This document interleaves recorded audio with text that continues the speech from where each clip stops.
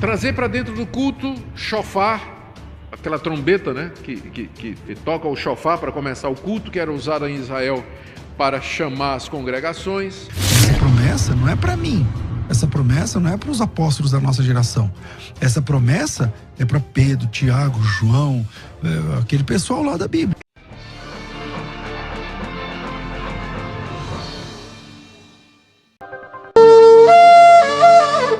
Deus falou 3 coisas para mim fazer.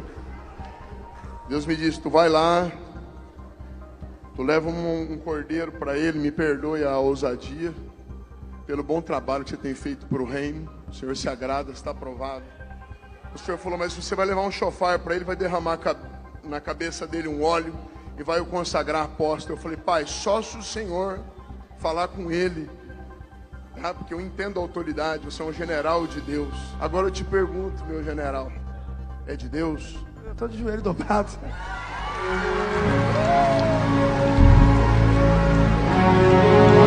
Eu lhe consagro apóstolo no reino, em nome do Pai, do Filho e do Espírito Santo. Tudo que o Senhor entregou para mim, em dobro, entrega para ti.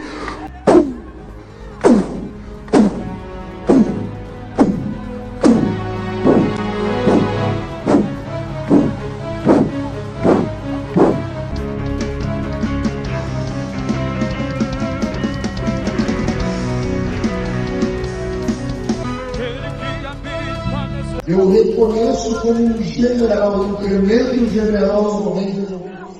Eu me consagro apóstolo no reino, em nome do Pai, do Filho e do Espírito Santo. Tudo que o Senhor entregou para mim, todo entrega para ti.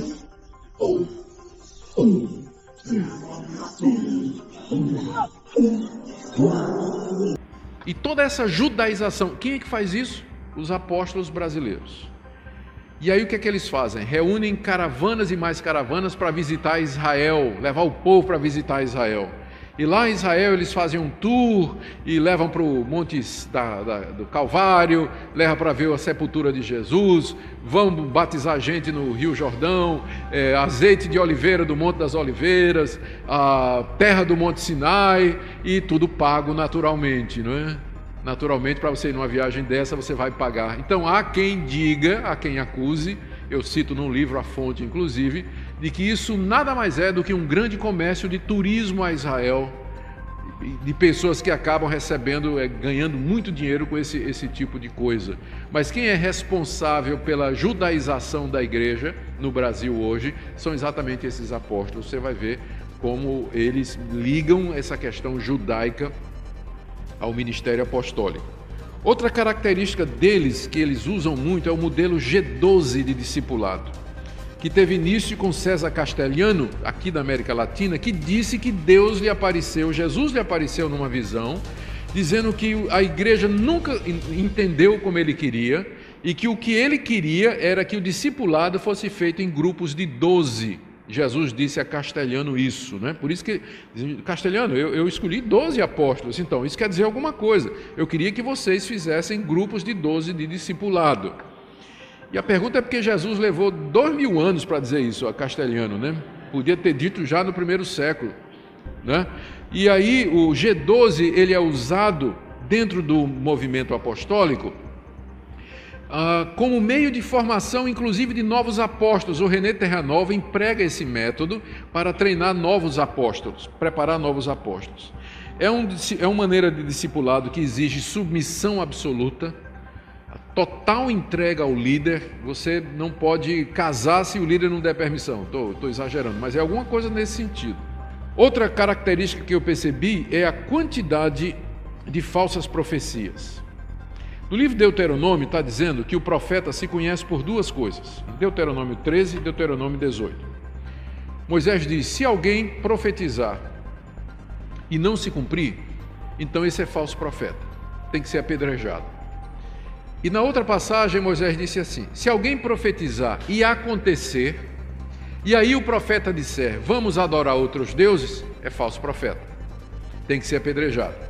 Então, os 2 testes do profeta ele tinha que dizer a verdade, ele tinha que ser ortodoxo, a doutrina dele tinha que ser a doutrina correta, e a profecia dele tinha que acontecer como ele disse. Eram os 2 testes do profeta. Se a gente fosse aplicar esse teste hoje, a rigor, ia ter muito apedrejamento. Alguns exemplos. Valnice Milhomens, está na internet, profetizou o retorno de Cristo em 2007. Então passou 2007 e Cristo não voltou. René Terranova profetizou que 2011 seria o ano aceitável do Senhor, em que os crentes viriam todas as suas dívidas pagas, que todos os membros da sua casa que não eram convertidos haveriam de se converter, que você teria grande prosperidade, que os crentes iriam construir escolas, hospitais, colégios.